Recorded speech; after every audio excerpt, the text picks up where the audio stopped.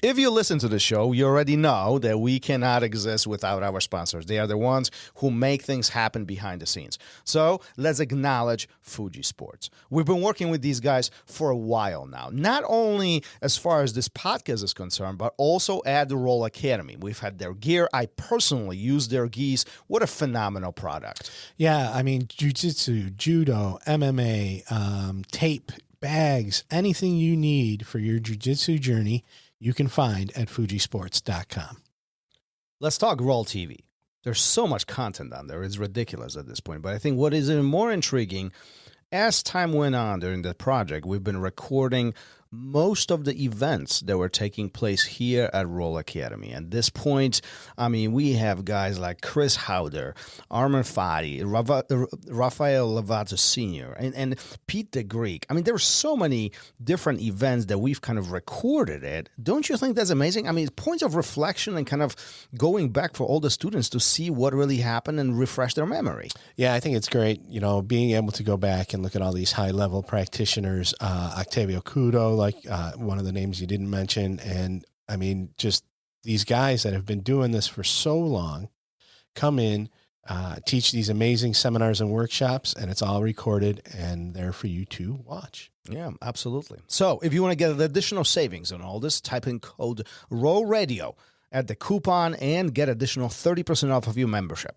Nice. Go to rolacademy.tv. What's up, everyone, and welcome back. If you haven't already, please remember to hit the like, share, subscribe, download, listen, and whatever other button there is, and leave us a review wherever you do listen. That ensures that we can continue bringing you the great guests and amazing content that you have come to expect. While only a purple belt, today's guest opened his first academy. He then sought out an affiliation with one of the most respected academies in California. Now, over 2 decades later, Eric Acha has 2 successful academies and shares his passion for jiu-jitsu, entrepreneurship, training law enforcement, and more. Here is the RŌL Radio with the owner and lead instructor at Peninsula Self-Defense, retired police officer, and second-degree black belt under Jean Jacques Machado, Eric Acha.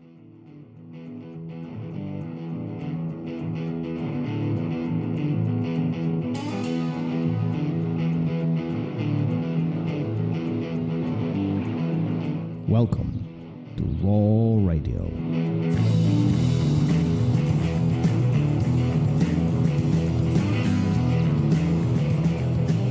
And we are live. There we go. Another fabulous conversation ahead of us.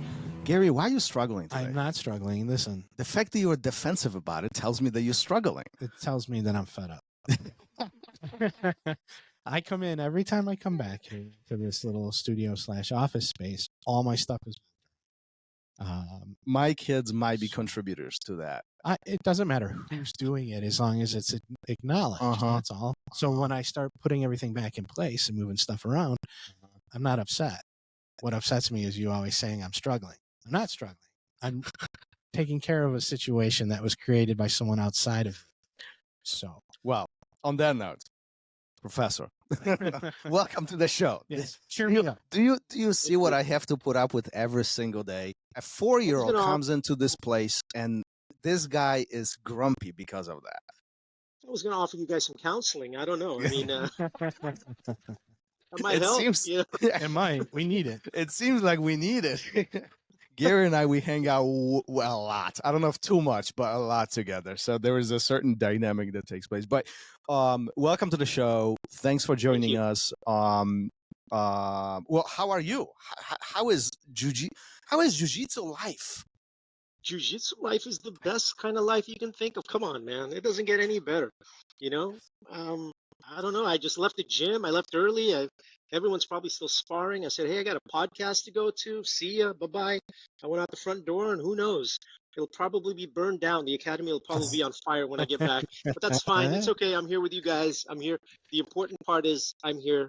And thank you. It's an honor. Wow. I mean, you really put us on a pedestal. Like, the gym can burn, but you are here for the conversation. I like this. It makes me feel good. You've been on the mat for quite a while, and yes. You know, one of the points that we connected, you and I, you know, offline is you've known Professor Jay-Z for for quite a while now, and Yes. we've had him on this show. What a phenomenal conversation that was. But how did you guys meet? Let's just kind of get to the Sure. point. Sure. So I was at the time, it was 2013, and I was a purple belt in jiu-jitsu. And at the time, I had already started my gym, and that's a whole nother story about how I started my gym and how I opened it as a purple belt in the San Francisco Bay Area, where people thought it was just impossible to open a gym at the time.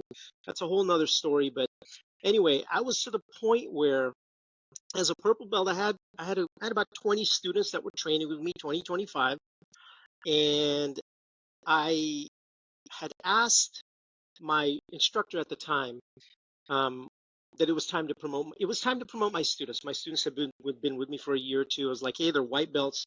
They're doing well at some local tournaments. And then so I asked my professor at the time. I said, hey, I'd like to promote them. He said, sure, no problem.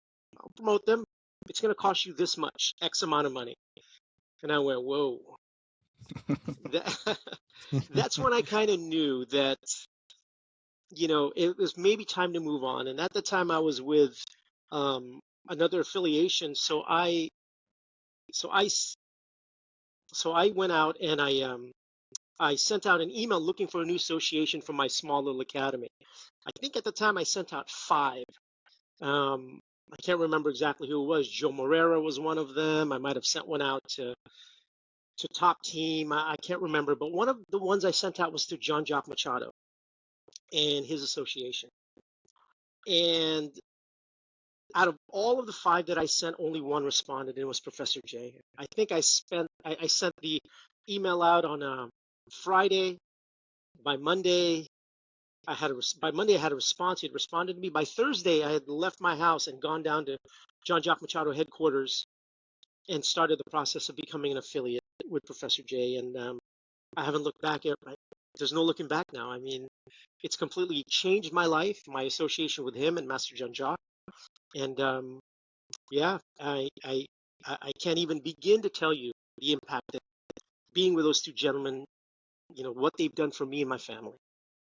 You in just literally 4 minutes, you touched on so many, and I have like a list of million questions right now on various topics that you just touched on.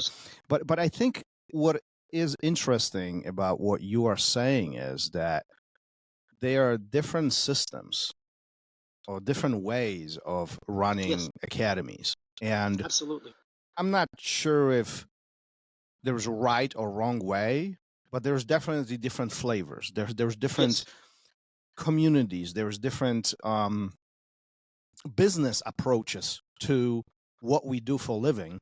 And not all of them fit everybody. Matter of the fact, I think when you look broadly on jiu-jitsu and jiu-jitsu academies, the diversity of what is being offered as a menu, it is so large that I don't think it exists in any other sport. What do you think about this? No, absolutely. I tell people all the time, jiu-jitsu academies are like restaurants. Okay, you have to go in there. I'm writing this down. Yeah, they're like restaurants. No, they're like restaurants. You got to go in there. Hey, some people might. Yes, go ahead. You know what's going to happen? I'm going to have somebody coming with food on the mat, and because you said that it's like a restaurant. I'm sorry. That's all right. Some people prefer Italian food. Some people prefer Mexican food, and even in those categories, there's subcategories of restaurants that you like, pastas, the this or that. The same thing with jiu-jitsu academies. It is so important for you to find your flavor, find what works best for you, and not just that. You have to find a restaurant that you can eat at every week for the next 10 years. So it's not just the food, right? Yeah. It's not just the food. It's everything else. It's the service. It's the ambiance. How do you interact with the other customers? These are things that are important as a jiu-jitsu instructor and as a jiu-jitsu school owner. Let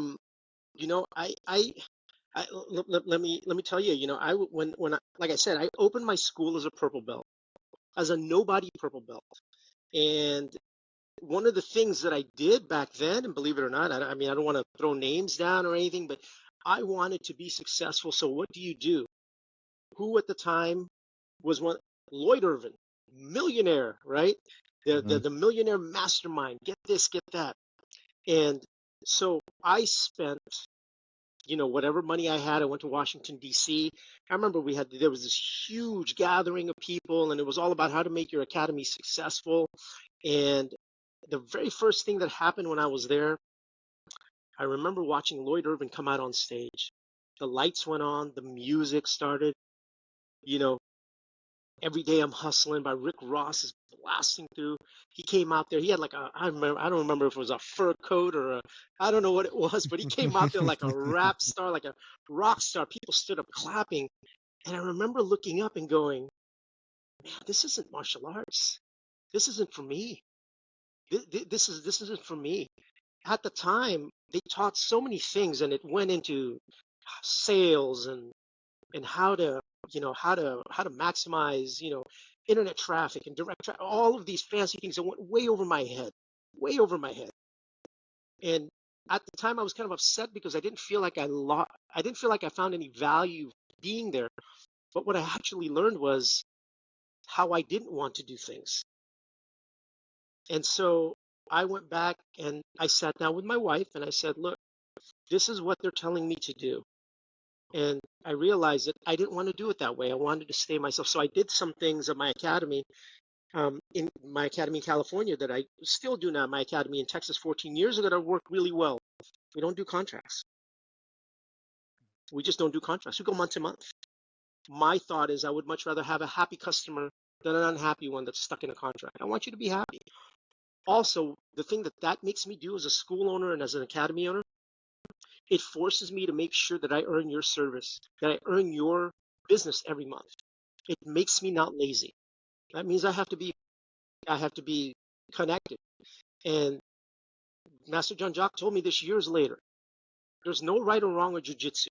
It's just the easy way and the hard way. And what's easy for me might be hard for you. So you got to find your own way. And these are one of the things that guy has just given me so much guidance. And I mean, I can't even put into words, but I'm sure we'll get into it. So let me pick your brain on this, because Sure. Many are listening to this right now and they say, well, wait a minute, you're out of your mind. Like, right. You are at that point of time, you are at one of the biggest conferences when it comes to martial arts. And this is not jiu-jitsu only, because Yes. they cater towards martial arts in general, right? And I've never experienced that, so I'm speaking about it as a kind of third party. But as I understand, the recipe is given to you. This is what you need to do. And we almost guarantee you your success. Like you will make money and you're going to be profitable. You're going to continue growing. And many have done that. Yes. But yet you are sitting there and scratching your head and saying, wait, this is not for me. So what is for you? Like what are you reflecting on at that point of time, at that moment? What do you want your academy to be?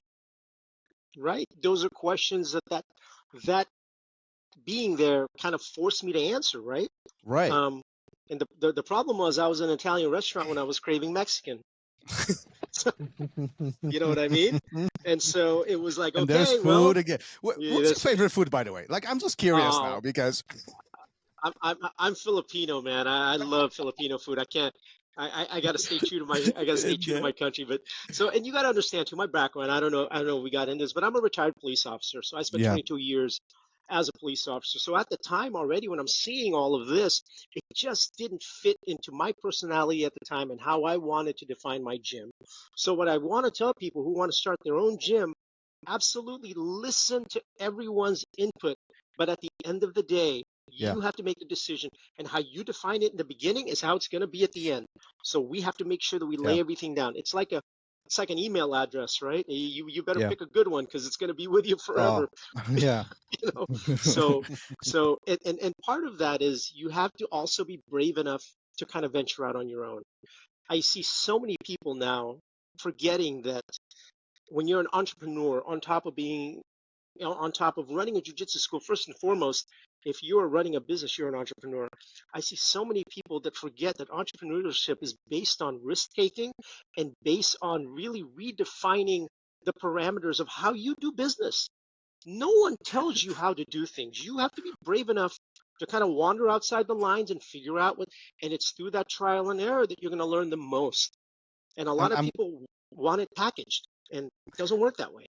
I'm glad you're saying this, because we've had many of these conversations on this show, and after years of being business, and I come from corporate background, so I've seen things here and there, but what you're highlighting right now is the core of what entrepreneurship is essentially trial and error, and you probably will fail more than you will succeed before that true success comes in, before you start chasing those goals.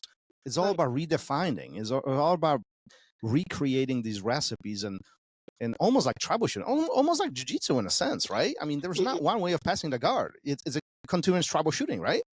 It's 1,000%. The whole thing can be brought down to jiu-jitsu, right? It's like, hey, there is no failure. You just simply redefine. And look, how many taps does it take to get a black belt? How many times have you ever heard this, right? How many taps does it take to get a black belt? A Brazilian, right? You need a Brazilian taps to make it to black belt. And I tell that I tell that to everyone. So man, you have to learn, and this is how it's been for me. And the best thing about it for me is I was able to grow my business organically. What I've learned is when you begin to treat people, when you have to see your clients as true clients, and you have to give them 100% your best. If I treat them as a number, which is essentially where the Lloyd Irvin seminar was driving me to. Everyone was a number. You're going to know exactly. Everything is in a number on a spreadsheet, and you're going to know exactly how much money you're going to make. That doesn't work for me. I don't function like that as a person. I'm not transactional. And what will happen over time is your students become transactional. I don't want that. I don't want that. Jean Jacques told me one time he has a friend that's very good at this, can see someone walk into the door and say, okay, I'm going to make X amount of money from that person. This person is going to bring me this much in merchandise, blah, blah, blah. And Jean Jacques goes, when someone comes in the door, I don't see that at all, Eric. He goes, you know what I see? I look at that person and I go, can I make them a black belt? Can I get them there? That's a very different mindset between those two examples that you're describing. It is. It really is. And it's,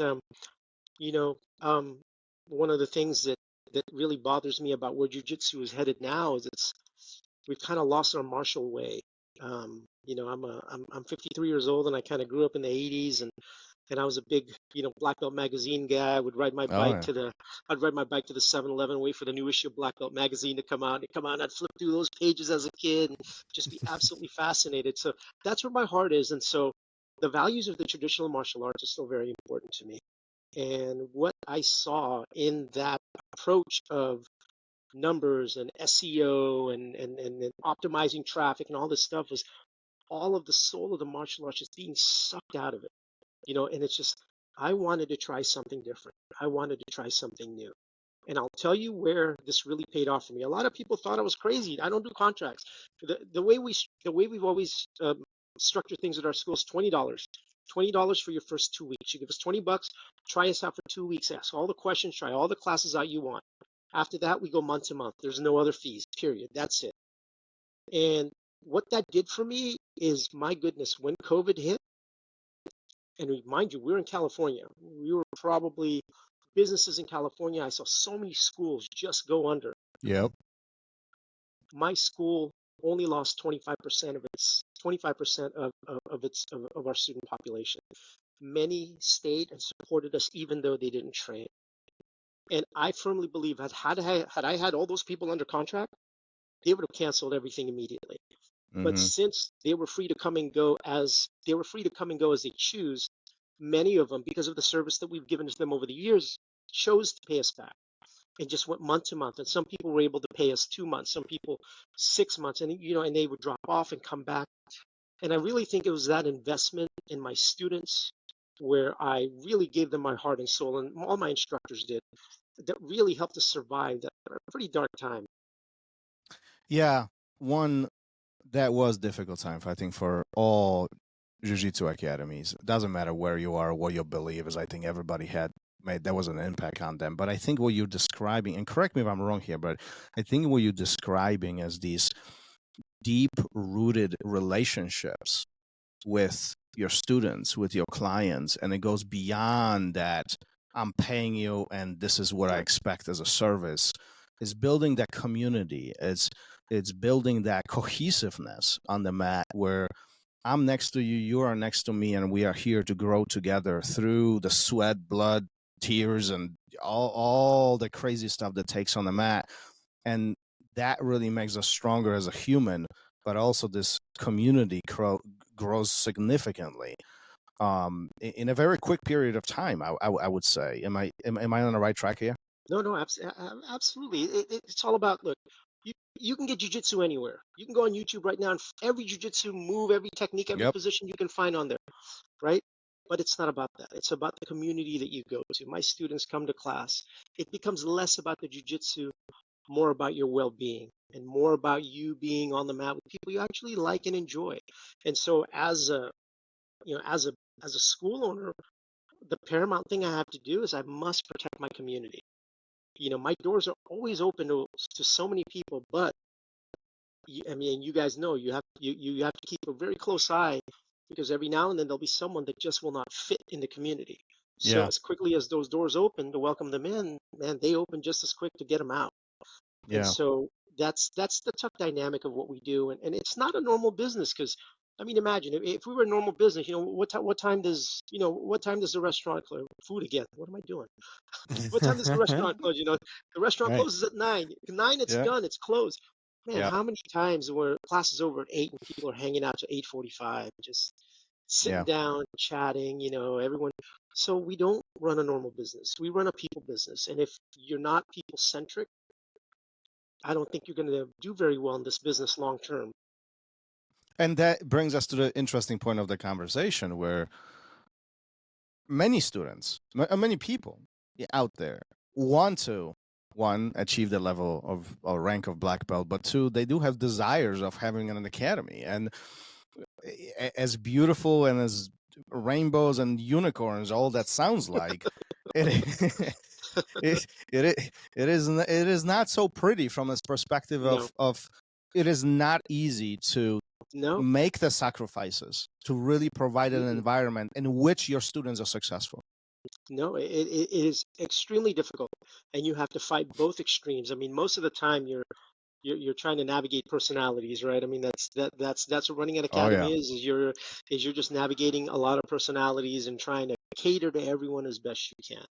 But I couldn't do anything else. I really don't think I could fathom doing anything else other than running an academy right now. The way it worked out for us was when COVID hit California, we ended up moving to Texas. I still own my California academy, Peninsula Self-Defense. We're in the San Francisco Bay Area. Right now, it's being run by my business partner, Ed Soares, and some of my black belts that are there, and they're doing a phenomenal job. And I go back and forth every few months. But we moved to Texas. We left California in 2021. We moved to Texas. And in that first year, I did not know if I was going to start an academy, only because, just like you said, I know how difficult it is. Starting from ground zero with no base, no community around me to support me, starting from zero is very difficult. So the first thing I did, I was already a black belt with Master Jean Jacques Machado. When I moved to Texas, I needed to sign up an academy, but the first thing I did was I did not sign up an academy that was close to where I lived or close to where I was.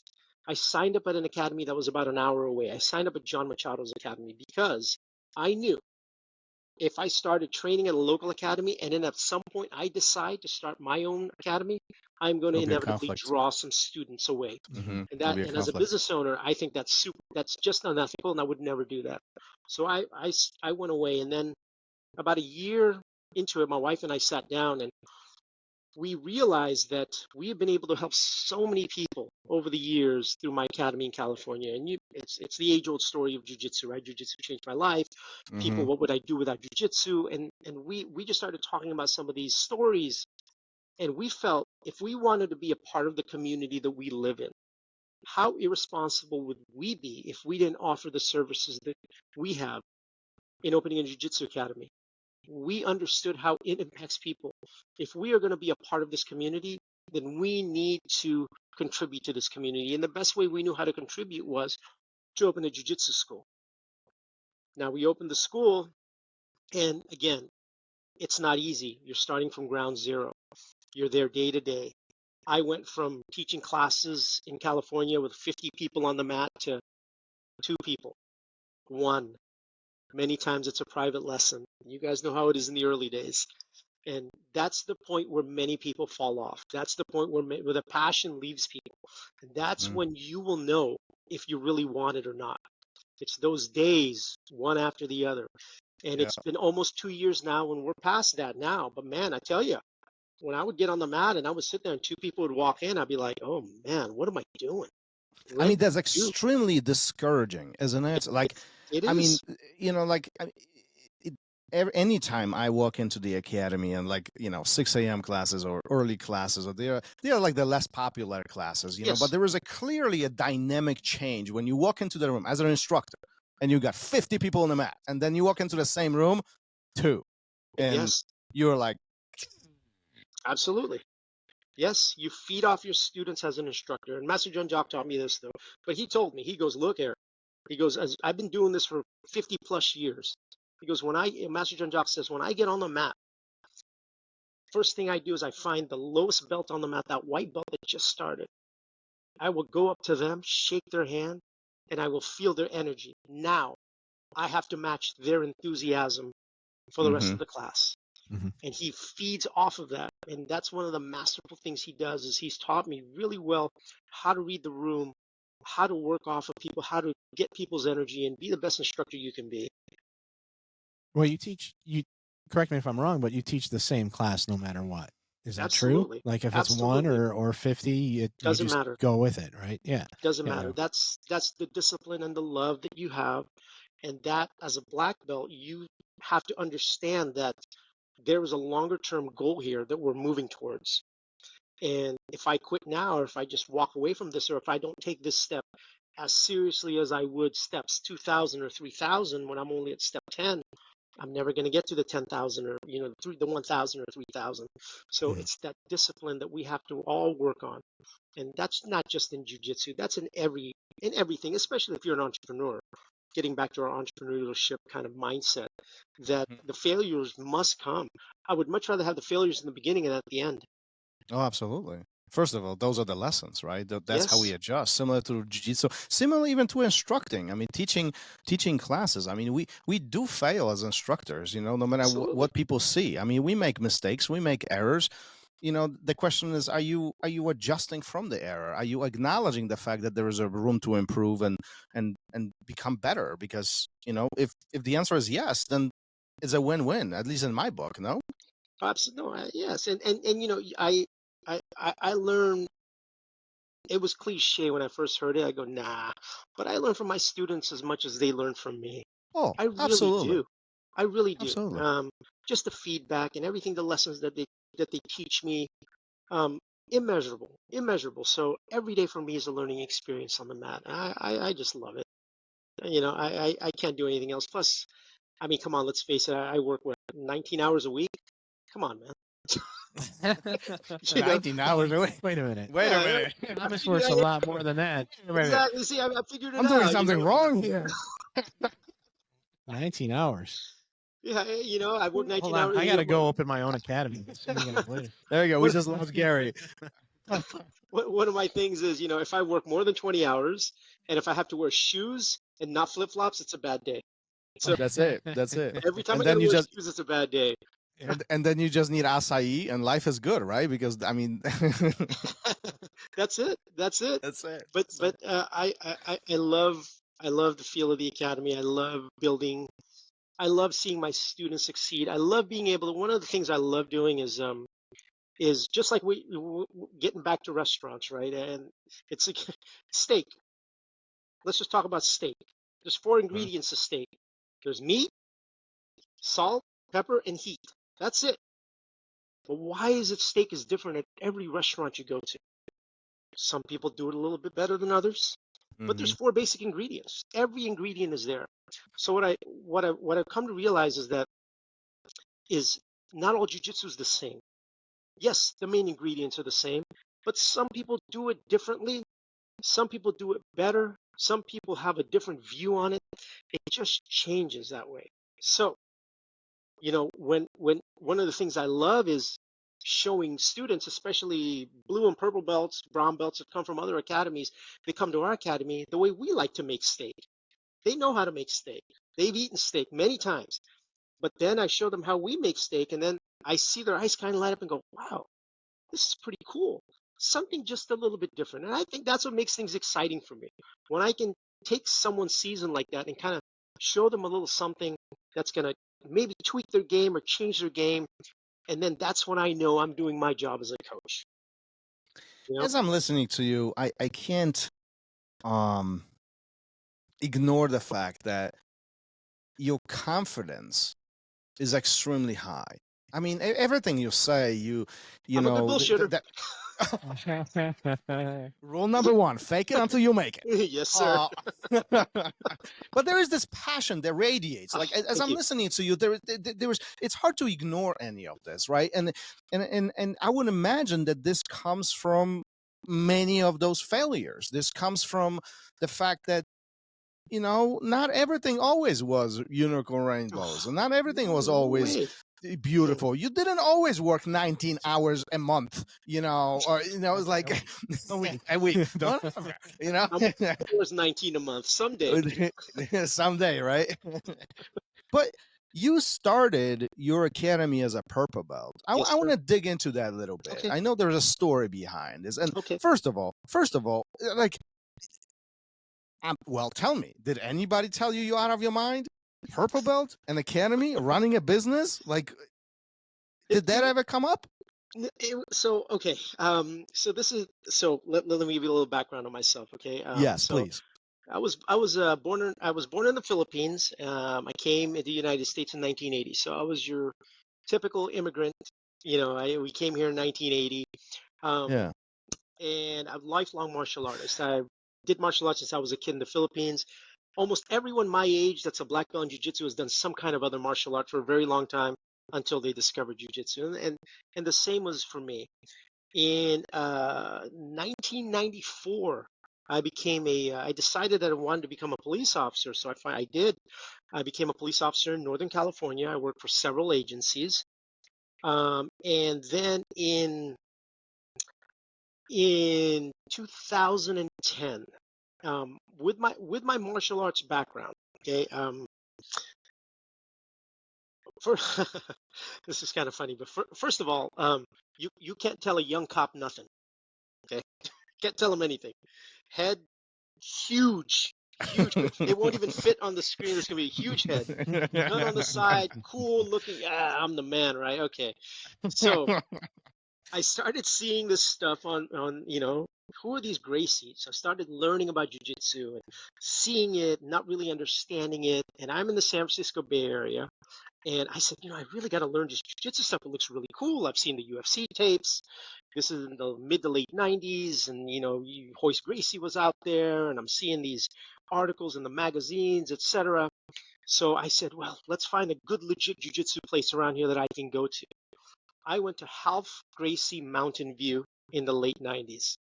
Now, if you don't understand, Ralph Gracie Academy in the 90s had VJ Penn, Kurt Osiander, the Camarillo brothers, Cameron Earl, all of these guys, all of these just tough guys. And I went in there and I got my lunch handed to me. You remember, I'm this big cool cop now, this black belt in karate. I go in there, got this big old gun by my side. I'm going to go in there, and I just got wasted. I remember going to the bathroom, and over the bathroom, there was a sign over the sink, and it says, please do not throw up in the sink. Throw up in the toilet, or we will make you clean this up, or something like that. But there was a sign saying, do not throw up, and I was like, oh my God, what just happened to me? I left there. I would like to say I left there humbled, but I was not humbled. I left there angry. I left there upset, and I said, you know what? I'm just going to shoot those guys. If you do that, this is how I'm Because, teaching. yeah, there we go. You got the- There it is. There's the ego, right? So, Yeah, so then yeah, I was like, yeah. oh man, I don't want to forget that. I don't need that. I just need my karate. So a couple months go by and I'm like, man, I got to do that. I got to figure this out. So I go back again. Same thing happens. I'm gone again 1 or 2 months. Same thing happened to me over and over again. So, oh, no, maybe they're not teaching it right. I'm going to go to another school. I'm going to go to Charles Gracie now. Is go over there. Same result. Same thing over and over. And I'm hard-headed. It took me a while. It literally took me probably 2 to 3 years to finally realize that if I want to get good at this, I've just got to do this. And I was the absolute worst student. Number one, because of my ego. And then number two, because physically I was not in as good a shape as I thought I was. And I couldn't finish one roll.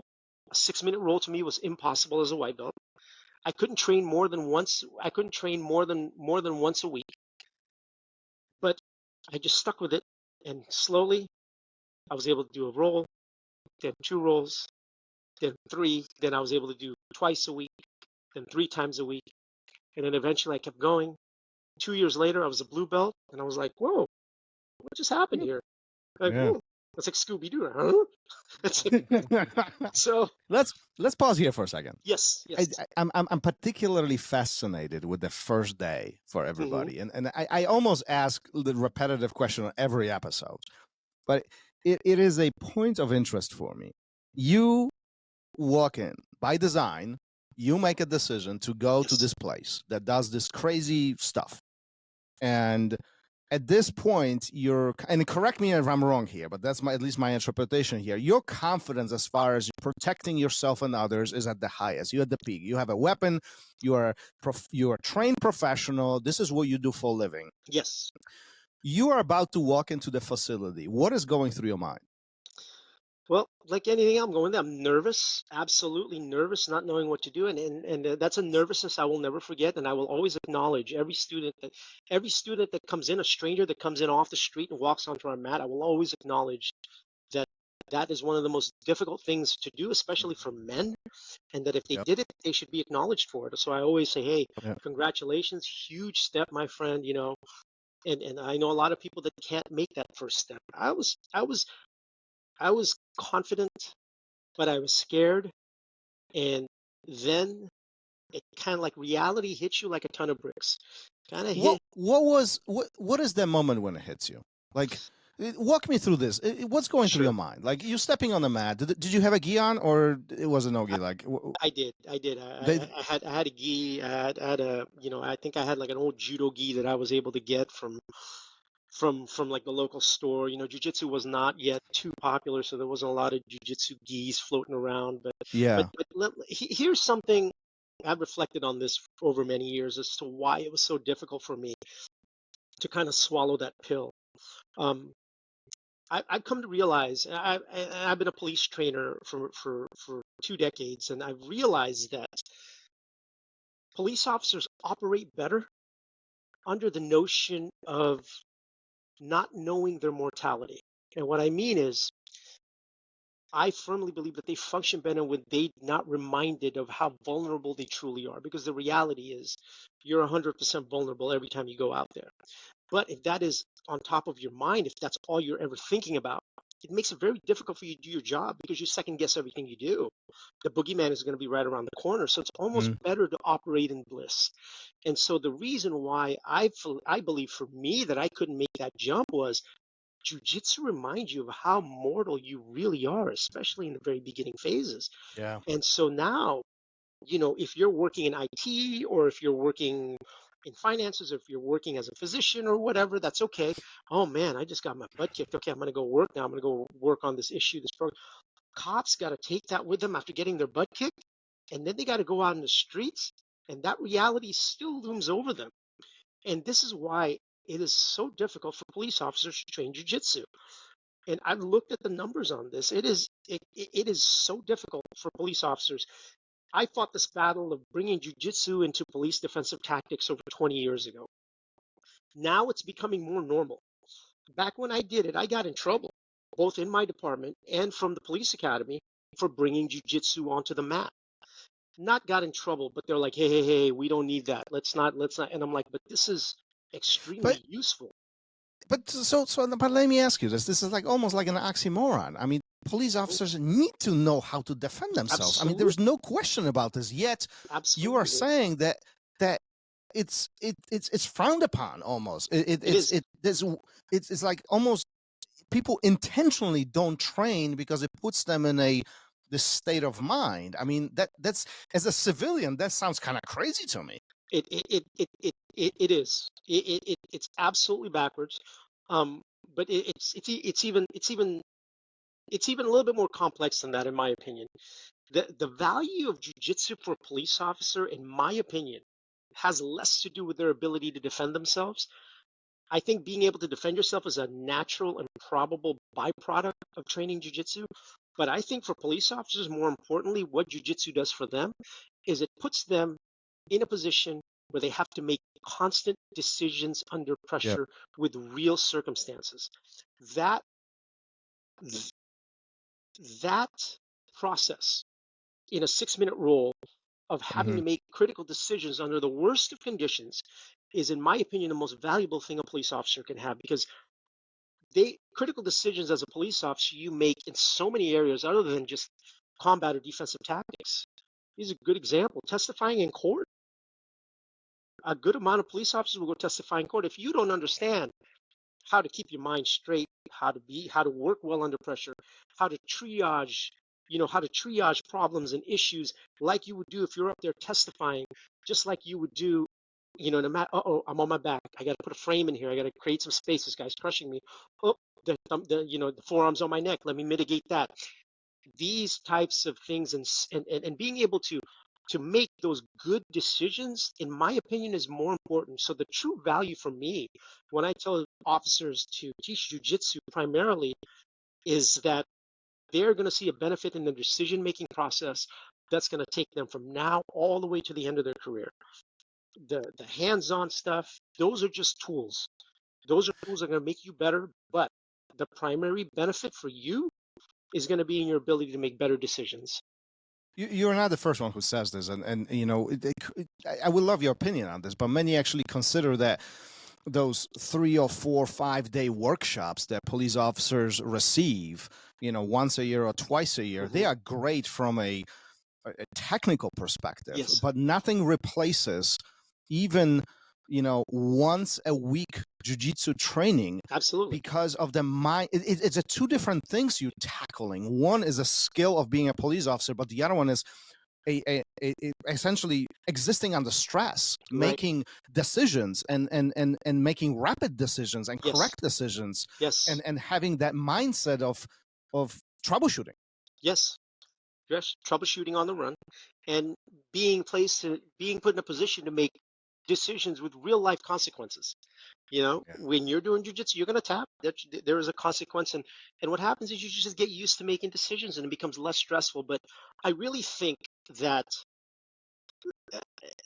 this is what I've seen. Okay, we're going to use two different examples here. We have the San Jose Police Department in California is one of the largest police departments in the state. I think they've got 1,000 officers, and one of my purple belts there assists in their jiu-jitsu training program. Did you know that the San Jose Police Department pays its officers, I forgot how it was, I think it's 3 or 4 hours a week of overtime pay. San Jose cops make a lot of overtime pay to train. I think out of 1,000 officers, maybe, if I'm going to go on the high end, 20 train. They're literally, that's insane. I know, 20 train. Now, even if you don't like jiu-jitsu, go get paid. Exactly. Go get paid to work out, go learn a new skill, right? So now I want you to contrast that with the Grand Prairie Police Department here in Texas. Their deputy chief is a second-degree black belt under Carlos Machado. His name is Brad Leonard. He's a great man. I've met him. I'm actually going to do their podcast later this week. But what they have is they actually have a program where they partnered up with a local jiu-jitsu gym, and their cops can go train anytime they want, and it's part of their benefits package. I mean, it is wide open for them. And now, every time I go in there, I'll see so many of their guys, their lieutenants, everyone is just training. And that, to me, comes from the top. It has to be something that's made a priority by someone who understands, and they can implement a program long-term to get officers involved. I agree with you. It's insane. And believe me, I've gotten in trouble. I've gotten in trouble for teaching jiu-jitsu. I taught jiu-jitsu the first time I taught jiu-jitsu, right? I think I just gotten my blue belt, and I was just saying, hey, if you're on your back, let's do the UPA. Trap the arm, trap the foot, bridge and roll. Okay, great. Okay, now if you're on your back and they disengage, let's do a scissor sweep. Let's collar tie one side, trap the arm, get sideways and kick them over. I taught those two things. The very next day, one of the officers came to work in a neck brace. Had a neck brace on, couldn't hold his head up off his back. That ended it for me. And what I've realized is now, from the administration standpoint, they're looking at it and they say, that training is going to cost us money. Liability. So it's all comes down to liability and risk and liability, and it's a business. And you know, my counter to that has always been, well, what's your liability if something like this happens? And the reality is they don't care. At least at the time they didn't. Times are changing now. I'm happy for that, and I'm hoping that jiu-jitsu becomes a staple of training all the way at the police academy. And I've seen it happening now in Oklahoma. I know in Texas it is. So we are making headway. Yeah, it's sometimes, and I think most jiu-jitsu instructors face that reality, having these conversations with police officers from different, organizations or service points where there's not enough training, and all these police officers are seeking, additional help, essentially, right? So, like, even here at our academy, we have so many police officers, doing that on their own, because it's important, right? Because what I've learned is, a professional will seek out the best training possible, and there is no such thing as a half professional. You're either professional or you're not. Oh, you're so not. The cops that don't train, are you a professional or are you not? What are you? Are you a half a cop? What are you? This is what I tell them. It's like, look, if we're going to do this, then you need to be a professional about it. It has to be part of your regimen. It has to be something that you buy into. Are you a professional or not? It's a simple question. Not, and not to stress this out, but I think one of the things that I really find intriguing about this whole topic is that police officers will go do weapon retention, or they shoot on regular basis. They shoot on regular basis, like weekly, if not daily, some of them, right? But yet, investing into your own health, your own mental state, and even preparedness of hands-on combat, it is almost ignored. Not almost, it is ignored. Let's just say what it is. It's ignored. It really is ignored. And the reality is, the statistics are, in your career, how many times are you going to shoot someone? The likelihood of you, unless you're working in a major metropolitan city in some violent areas, not very high. But you will touch people every day. Yeah. You will handcuff people. You will assist people getting up. So why aren't we investing in that? But, that's an interesting question. I just work here. I just work here. I don't make decisions. That's what I just work here. You just work here and talk about food. I mean, that's what we do, right? So listen, the purple belt comes along, and the idea of opening your own academy comes along. When does this idea come in your mind? Like, when is the surfacing? So I was an instructor at the police academy, and some of my students, some of my cadets, and some people that I work with said, "Hey, we really like the way you teach. Can you work with us after hours? Can we do some stuff? We really would like to get some extra training from you." And I realized that in California, I don't know how it is. You guys are in Chicago. You guys are in the Midwest. So I don't know how it is over there, but we have horrendous commute hours in California. So basically, and you can't afford to live in the city that you work in California. So I live like an hour, like 45 miles away, an hour away. So my normal routine was I'd get off work at like 5:30. I would go to my jiu-jitsu school from like 5:30 to 7:30 to let things die down, and then I'd get home, and I'd be home by 9. That was my normal routine. And now I realize that, hey, if I'm going to be stuck at 5:30 to 7:30, and these people want to come and train with me, maybe I can just find a spot we can work stuff, and I can work with them, make a little extra money and then just let the commute die down and go home. And that's literally how my school started. That started with that many people, and we went with like maybe 5 or 10, and then we started at the Redwood City Police Activities League, and then my 10 turned to 20, and then I was like, wow, okay, I got something here. So maybe I can invest in like a small little place. So I went to a small place, And then after that, we went to a big place. And it just kind of grew organically. And I had a job. So it wasn't as if I needed to make this thing succeed. It just kind of grew organically on its own. And over time, and we're fortunate now to have one of the largest schools in the San Francisco Bay Area. But it really started from there as a purple belt. Have you ever thought about this? Like, don't you find this even almost ironic in a sense of it takes you 2.5 or 3 years to get convinced that this jiu-jitsu craziness is real for you to buy into it? Yes. And then literally few years later, you are teaching police officers and professionals what you already know. I mean, have you ever thought about that? Like how life unfolds in that sense? It's amazing, right? Because what's the court definition of an expert? The legal definition of an expert is somebody that just knows a little bit more than the normal person. So in a sense, someone who's been taking jiu-jitsu for 6 months that understands the basic principles of jiu-jitsu is an expert. They have something to offer more than what the normal person knows. And when I realized that, and these people, and we just started, it just worked its way. It just worked itself out.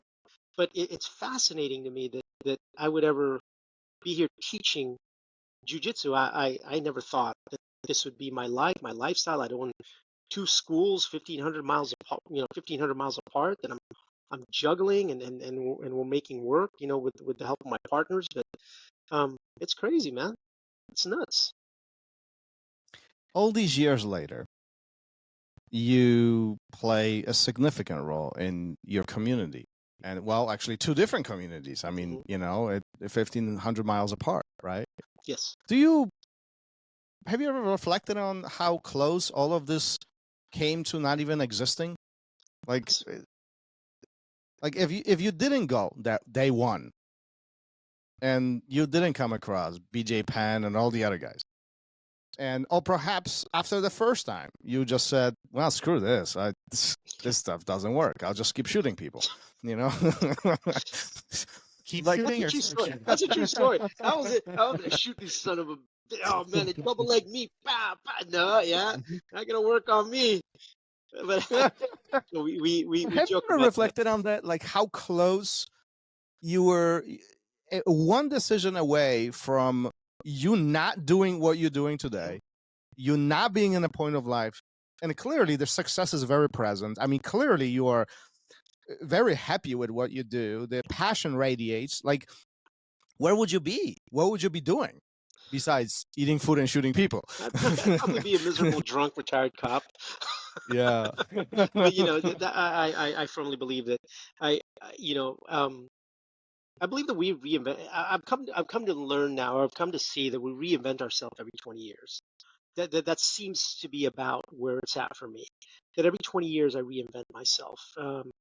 And it was 22 years in law enforcement, then I quit and I reinvented myself. And now I'm closing in on 20 years as a jiu-jitsu school owner, as an entrepreneur. And I don't know where the next 20 is going to take me, but life happens because of a series of unfortunate events, right? There are things that just stack up. And if you had to rewind this all over again for everything to come out exactly as it is right now, the chances of being astronomical. Hey, like Professor Jay Zabalos doesn't answer my email. Where am I? Master Jean Jacques. I know, right? If he was one of the 5, right? He never answered your email. What would you be?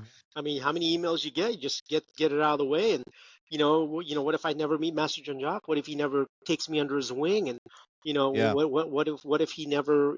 I mean, all of these things. What if COVID never happened? I wouldn't have a second school. I wouldn't have moved my family from California to Texas. There's so many things, and that's the wonderful thing about it. But that's like jiu-jitsu too, right? It's the infinite number of possibilities and infinite number of positions, mixed with a million different emotions and energies between 2 people during a role. I mean, that's how deep I see it, when I'm training sometimes.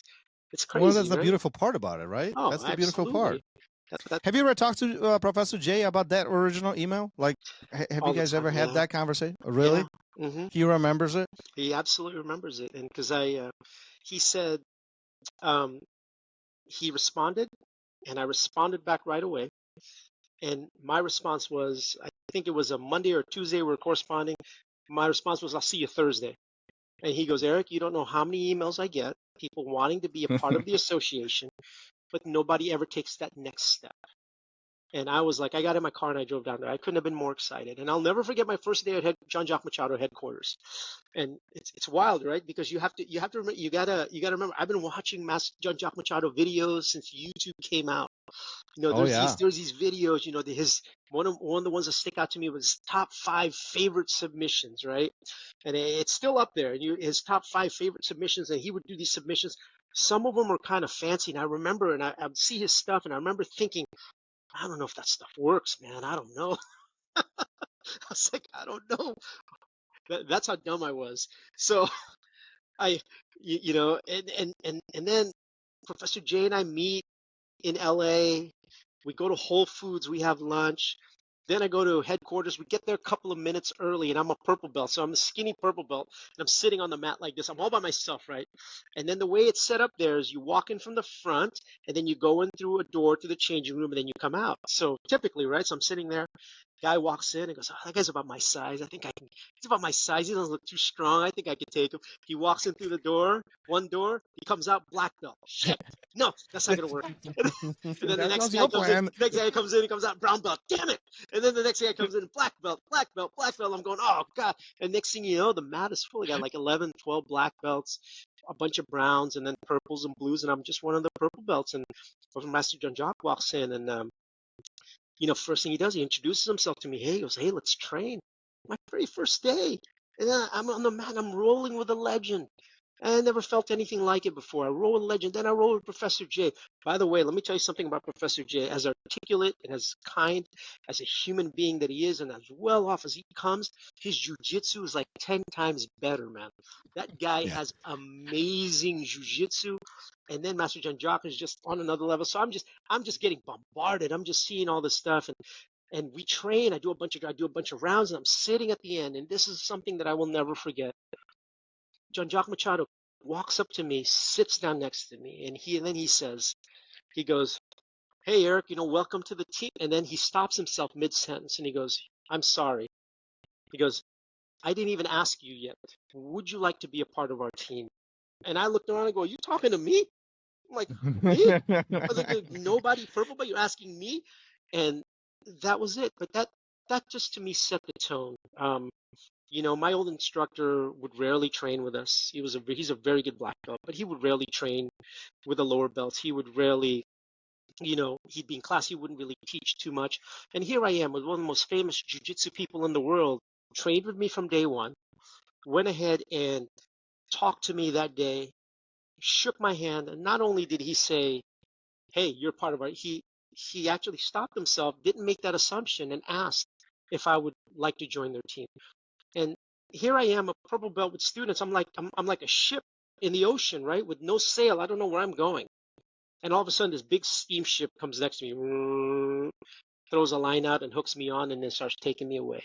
And you know, that was him and Professor J. And then Professor J and I became very good friends, very, very good friends. He's my mentor. He's helped me through so much, because any problem I've ever encountered as a jiu-jitsu school owner, Professor J has dealt with it. Professor J has dealt with it dozens of times. Master Jean Jacques has dealt with it thousands of times. And it's funny because the stories that I tell him, stuff that he's already gone through with his academy in the 80s in Brazil, we're not unique. Once we learn that we're not unique and we're not special and we're just like everybody else, we all face the same issues, it becomes much easier to deal with problems. It has to feel refreshing to have that support network behind you, especially coming from the background of not having it. So you almost make a 180-degree turn here into the positive, and it had to feel refreshing that now, one, you have that support, but two, you're part of something larger than just you. It is. I tell my students all the time that our jiu-jitsu must expand past the 4 walls of our academy. If your jiu-jitsu is stuck within the four walls of your academy, you're not doing jiu-jitsu. When I say as to expand out past the four walls of the academy, you have to be able to take what you learn and apply it to your life. You have to be able to go meet other people in the jiu-jitsu community. You have to train with other people. Everything has to go out. And when you see some of these places, and let's face it, some places, they don't like you leaving the academy. They don't like you training outside. I think that's kind of a red flag. And having the backing of Master Jean Jacques Machado for me made all the difference. Here, I'll tell you a quick story, right? So I'm a purple, I'm teaching, and then I'm gonna start my own school, and I'm talking about my old Brazilian instructor. And I'm not speaking ill of him. I absolutely respect him, everything that he ever did, but he had his own way of doing things. He's very old school. So when I say, hey, I want to start my school, and he goes, okay, you can start your school, no problem, but you can't call it Brazilian Jiu-Jitsu. And I was like, what? He goes, you can call it anything but Brazilian Jiu-Jitsu. So I forgot what I called it. I think it was like combat grappling or something like that. And when I asked him why, he goes, you're not a black belt. You can't teach Jiu-Jitsu. Only black belts can teach Jiu-Jitsu. Okay, that was his old school way of thinking. So when I went to Master Jean Jacques as a purple, I'm like, hey, excuse me, Master Jean Jacques, I want to. Can I promote my students to blue belt? He goes, sure. Yeah, go ahead. If you want to promote them, you can promote them up to blue belt. Oh, okay. Can I say I promoted them in Brazilian Jiu-Jitsu? He goes, whoa, what are you teaching, man? What are you doing? It was one of those things where it's like the huge weight just comes off, and then when you have him behind you, it's just the support he's given me through the years. I mean, I can call him anytime, and he'll call me just to say hello. I mean, it's the thing I really treasure about it, at least for me, it's like a real relationship. Like I can, he's been to my house. He stayed over here. He did a seminar in Dallas. I remember his seminar here in Dallas, and then he came down, from his room, and he came down, and we were in my kitchen, and he's having coffee, and I'm making him pancakes, and I'm like, I'm making Jean Jacques Machado pancakes in my kitchen. I'm looking over, I'm like, this is so cool. I'm still a fanboy. I'm still that jiu-jitsu kid. I love jiu-jitsu history. So, it's one of these things where I'm just having a good time doing this whole thing, man. People would give up endless amount of things. They would shoot people to be in your shoes. I know. I know. Do you feel like a lucky cat? Like, do you feel like the luckiest person in the world? I am one of the luckiest people in the world to be a part of that association, and to be and I remind my students constantly. Every time he comes to a seminar, I go, guys, there are literally tens of thousands, if not hundreds of thousands of people across the world that would love to have access to him right now. We have access to him. He's here now, and we're able to bring it. I am incredibly lucky, and not just that, just to be able to train with him, to be able to learn his philosophy firsthand, to learn some of the stories that he's given me, some really cool background stories about jiu-jitsu back in the old days, and how it was, and his relationship with Master Hicks and Gracie, which always warms my heart. His relationships with his private relationships with his brothers. I mean, there's so much that we talk about every time we hang out that I just love it. Do you feel like you're in a point in your life where you are passing the baton to the next generation, as that was passed down to you in the last decade or so? Isn't that what we do? Isn't that our job? Our duty as academy instructors really is to fan the flames of our master's legacy, and to pass it on, and to make sure that the next generation carries it forward. And that's the thing, right? One of the things I like to tell my students is, I don't want a mat full of warriors. That's easy. I don't want a mat full of tough people. I want a mat full of teachers. I want you guys to have a teacher's mindset, because I want this jiu-jitsu, my master's jiu-jitsu, to keep moving forward. And it doesn't. And if we don't honor that legacy, the jiu-jitsu ends. And then, instead of having your nice Italian restaurant, you got McDonald's. You know what I mean? There's food again. I'm getting hungry. The restaurant dynamic is something that I've just kind of come up. I like to compare it to jiu-jitsu, because man, so many, like Anthony Bourdain, you see the passion in the chefs and the creativity. And what I love is everyone uses the same ingredients. Every ingredient's already known. It's in how you put it together that makes it artful, right? Some people do it a little bit better than others. So I always fashion myself as, hey, the information is the information, but let's see what we can do about presenting it in a different way. Like here's a great example, right? The Cat in the Hat and War and Peace is written with the same alphabet. That is true. Both are poetic in their own way. One is very simple, one is very complex. It's all the same alphabet. It's the same ingredients. It's the 4 ingredients in steak. But how you put it together is really what's going to set you apart.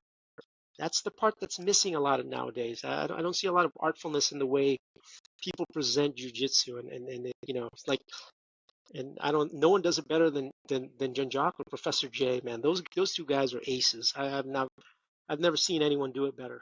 I'm biased, but you know, yeah. So where do you think, you've talked a lot about legacy and Yes. some people that were old school. Where's it going now? I think that we've jiu-jitsu stepped away from a lot of its martial values. It's becoming more of a sport. I see a lot of, and the sport is needed to grow, but I also think that the other side is needed. I would like to see a lot of the older traditions come back, and this blew me away because I'm very much proud of my hair. I'm very much proud of my lineage. I know jiu-jitsu history. I've read up on it. I've talked to people about it. I had a black belt visit my school, and this black belt, very good black belt, trained, great training. So I go to the black belt. I'd never met this black belt before. I go, "What's your lineage?" The black belt replies, "I'm Mexican." And I'm like, no. That's like, where did you get your black belt from? And say, I got it from this person. I said, well, who did that person get their black belt from? They didn't know. Yeah. And it's one of these. Is that more common these days? That lineage is becoming a little bit less important, if you will. Lineage is becoming less important, very much so. And I don't know. I like to fancy myself as like one of the keepers of the flame for martial arts, only because that's where my heart is, and and it doesn't take much. It's just respecting your roots and understanding where you come from, and a simple thing like one of my master's techniques he's most famous for is his butterfly sweep. I mean, you can't stop that thing. You see it coming. It's like a train going like 10 miles an hour. It's coming at you. He ain't stopping. There's nothing you can do. Whatever, he'll sweep anybody. And so a big part of my game is modeled after what my master does. It's a simple thing, but I didn't try and recreate jiu-jitsu. What I did was I took the jiu-jitsu that he has, made it work for me, and then I'm showing it to my students, and I'm encouraging them to take parts of it and carry on their own legacy. What I see sometimes is people think that they can just reinvent jiu-jitsu and come in, I've got this great new, system where I take my belt and wrap it around your neck and pull, and, I'm going to go on BJJ Fanatics and sell this thing for 1 million copies, instead of, hey, let me concentrate on my master's jiu-jitsu, because there's a lot there and I'm never going to catch it. I'm never. And so, I don't know. For me, I want to concentrate on what I have, make it the best I can, be the best teacher I can be, so that my students can move it forward. They can continue moving the needle. I love it. There's no question. There's a lot of passion when it comes to you. Listen, before we start wrapping this up, we've been at this for 1 hour and 5 minutes already. But before we start wrapping, I know time flies when you're having fun, right? I mean, that's what talking about food does. I know. Well, it makes you hungry and time flies by. But before we start wrapping up, what we do at the end of every episode, we have a question for you from our previous guest. Okay. He had no idea that you will be answering it. Okay. So think of it as question in dark, question in blind. So Gary's going to take a lead on this, and it always creates an interesting end to the conversation. Yeah, so this is from Scott Epstein, and Scott, I don't know if you know Scott. Scotty from Scott? OTM, yeah, of course. He's a Half Gracie guy. Well, then Scotty, know right? where this is coming from. Yeah. So Scott wants to know: toilet paper, baby wipes, or bidet? Bidet, baby. Bidet all day. I'm Filipino. I'm Asian. I got bidets in my house right now. I got one about 12 feet that way. I got one all day. Bidets, baby. Right. No, I've never used a bidet. Oh, is the water warm or cold? We're really going to get into It, it, technicalities of this, huh? Yeah, now it depends on how much you want to spend. Okay, Yeah. there's upgrades and models. There's bidets that'll talk to you. There's bidets that'll swing back and forth this way or this way. You know what I mean? I mean, you this, Yeah. it's up to you. But man, I tell you, it's life changing. It's life changing. I'm just saying. Warm or cold? Filipino. Warm or cold? It's cold, like, right? yes, it's I cold. can't do it. I wouldn't be able to do it. You can get one to warm up. You can do. It's got cold shock therapy, but for down there, it's all right. It'll wake you up. And Joe Rogan does it. You can do it. That's Come on, true. man. Yeah. Well, that's true. It might get you moving in the morning, right? And when you thought this show could not get any more weird. This is good stuff.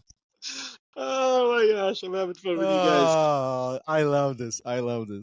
Professor, thank you for being here. Thank you for sharing your passion, your journey, and what an amazing path so far, and so much ahead of you still, with a great organization that you're with. Before we finish up, if anybody wants to connect with you directly, where are you at? Talk about this a little bit. Are you on social media? Are your websites?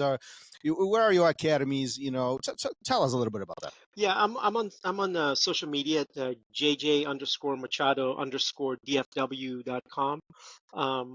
That's my Dallas Academy. I spend most of my time here now in Texas. My California Academy is Peninsula Self-Defense. We're also on all the major Facebook and Instagram. Please, reach out to us. We're hosting a seminar, a camp coming up here in Dallas on May 17th through 19th. It's going to be Master Jean Jacques Machado with his top student, Roberto Gordo, the creator of the Half Guard. Wow. They're going to be teaching together with Professor Jay, Professor Mark. We're going to have 5 sessions over 3 days, and we're going to have it at this amazing 5-star hotel at the Hilton Anatole. And it's going to be we're trying to level up and trying to make things super cool. And it's always amazing to me. Like, I talked to Master Gordo, and he started with Master Jean Jacques when he was 14 years old. He goes, I was 14 years old when I started with him, and and just the history between those two as master and student. And now he's a coral belt himself, and he's going to be on the mat teaching with his master. And I remember another one of his students at the last camp in Los Angeles, Soneca, Elio Morera from I think he's in Kentucky. But Elio Morera started teaching, and then he stopped and he goes, "Man, I'm nervous." He told the crowd, he goes, "I'm nervous. I haven't taught in front of my master in a long time." And Jean Jacques just scowled at him. Made him more nervous. But the dynamic between these guys. But we're going to have a great camp. We're looking at about 200 people right now that are going to be there. It's going to be an amazing time. And hopefully, if more people want to join us, we've still got room. Please come and join us. Just contact me on social media, and we'll make it happen.